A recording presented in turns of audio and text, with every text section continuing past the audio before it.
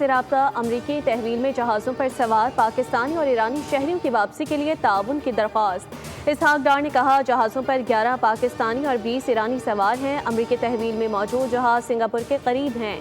اسحاق ڈار کا ایرانی وزیر خارجہ عباس عراقچی سے بھی رابطہ، دونوں رہنماؤں کا معاملے پر قریبی رابطے جاری رکھنے پر اتفاق۔ اسحاق ڈار نے کہا پاکستان ایرانی شہریوں کی محفوظ واپسی میں ہر ممکن سہولت فراہم کرے گا۔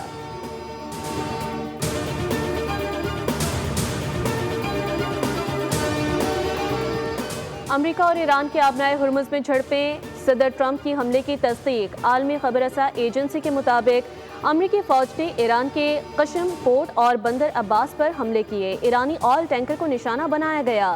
ترجمان امریکی سینٹ کام کے مطابق آبنائے ہرمز میں ایرانی حملے ناکام بنائے گئے۔ جوابی کارروائی میں ایرانی عسکری تنصیبات کو نشانہ بنایا گیا۔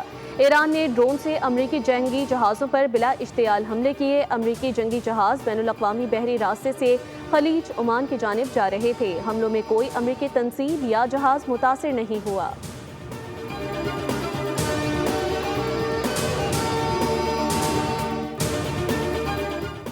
ایران کا امریکہ پر جنگ بندی معاہدہ توڑنے کا الزام۔ تہران میں فضائی دفاعی نظام فعال ہو گیا۔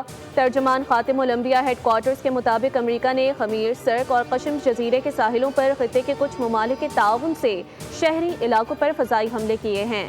امریکہ نے 2 ایرانی بحری جہازوں کو نشانہ بنایا۔ ترجمان نے دعویٰ کیا کہ ایرانی فوج نے فوری جوابی کارروائی میں آبنائے ہرمز کے مشرق چابہار بندرگاہ کے جنوب میں امریکی فوجی جہازوں پر حملہ کیا، جس سے انہیں کافی نقصان پہنچا۔ امریکہ اور خطے میں امریکی اتحادیوں کو خبردار کیا کہ ایران کسی بھی جوہریت کا بغیر کسی ہچکچاہٹ کے بھرپور جواب دے گا۔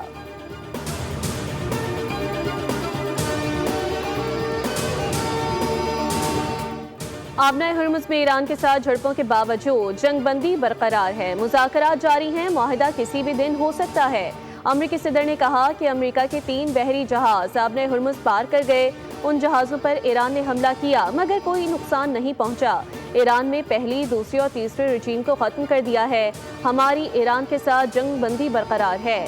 ایران کو امریکی بحری جہازوں پر حملے نہیں کرنے چاہیے تھے۔ ایران نے امریکی جہازوں پر میزائل اور ڈرونز حملے کیے۔ ایران کی قیادت جنونیوں کے ہاتھ میں ہے۔ جنونیوں کو جوہری ہتھیار استعمال کرنے کا موقع ملتا تو وہ بلا اشتعال استعمال کر ڈالتے۔ اب ایران کو ایٹمی ہتھیار بنانے کا موقع نہیں ملے گا۔ امریکی صدر کی ایک بار پھر پاکستانی قیادت کی تعریف، کہا پاکستانی وزیر اعظم اور فیلڈ مارشل بہترین شخصیات ہیں۔ کہا پاکستانی قیادت کے کہنے پر پروجیکٹ فریڈم کو روکا۔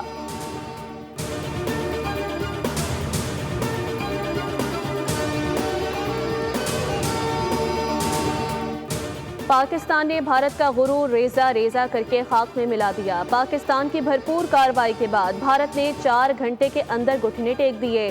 پاکستان کی فتح اور بھارت کی شکست کی گواہی دنیا دے رہی ہے۔ وفاقی وزیر اطلاعات اور نشریات عطاء اللہ طاہر نے کہا کہ فتح بنیان و مرصوص کے بعد پاکستان کے پاسپورٹ کا وقار بلند ہوا۔ بھارت آج تک معرکہ حق کی شکست کے صدمے سے نہیں نکل پایا۔ معرکہ حق میں ہر طبقے نے اپنا کردار بخوبی نبھایا۔ مسلح فوج نے معرکہ حق کے دوران بہادری کی نئی داستان رقم کی۔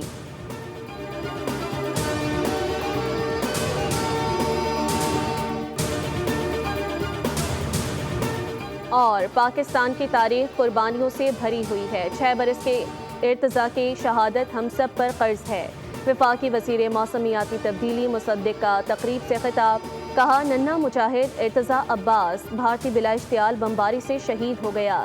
پاکستان ہمارا ہے، ہم اس کی آزادی کی حفاظت کرنی ہے۔ ہم نے آزادی کی بہت بڑی قیمت ادا کی ہے۔ دفاع وطن اور عوامی تحفظ کے لیے پاکستان کی سیاسی اور عسکری قیادت کا فولادی عزم۔ نائب وزیر اعظم اسحاق ڈار نے پاک فوج کے عزم پر مکمل اعتماد کا اظہار کیا۔ بھارت کی کسی بھی مہم جوئی کا بھرپور طاقت سے جواب دینے کا اعلان۔ 8 مئی 2025 کو پاک فوج نے بھارتی جارحیت کو بے نقاب کرتے ہوئے اسرائیلی ساختہ ڈرونز تباہ کیے۔ DGISPR نے کہا کہ بھارت نے پورے خطے کو جنگ کی آگ میں دھکیل دیا۔ عالمی ماہرین کے مطابق معرکہ حق میں پاکستان کی عسکری خود اعتمادی اور اسٹریٹجک صلاحیت نے بھارت کو میدان چھوڑنے پر مجبور کر دیا۔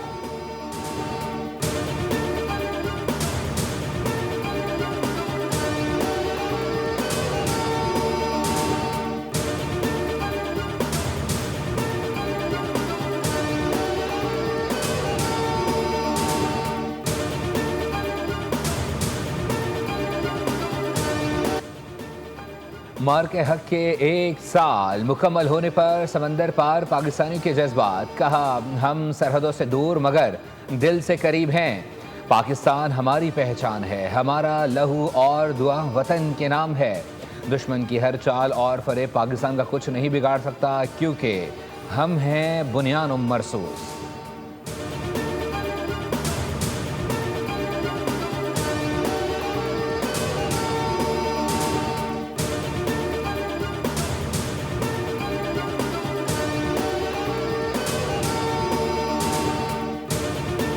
Yet another blatant military act of aggression against Pakistan by sending Harap drones at multiple locations. Pakistan Armed Forces, being in a high state of alert and vigilance, so far neutralized at various locations.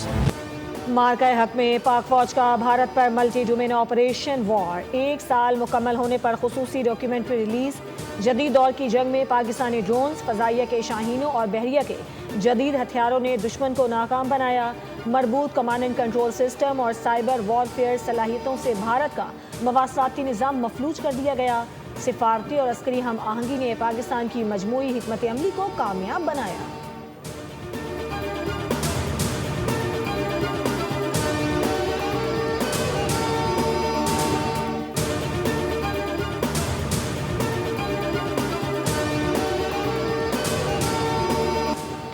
Mark حق کو 1 سال مکمل ہونے پر ISPR کا ولولہ انگیز ملی نغمہ اللہ اکبر release.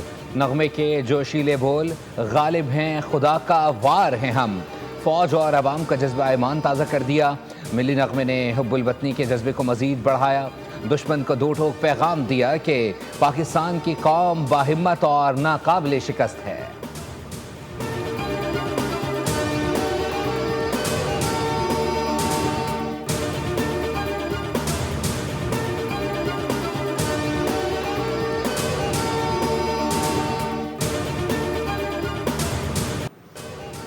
ہمارے شہداء ہمارا افتخار، مارکہ حق کے شہید حوالدار عامر شیراز جرأت اور بہادری کا روشن ستارہ۔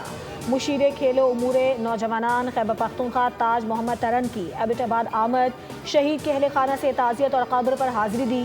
شہید کے والد نے کہا کہ بیٹے کی شہادت پر فخر ہے، بیٹی نے والد کا خواب پورا کرنے کا عزم کیا۔ شہید کی قربانی وطن کی دفاعی تاریخ کی ایک تابناک مثال ہے۔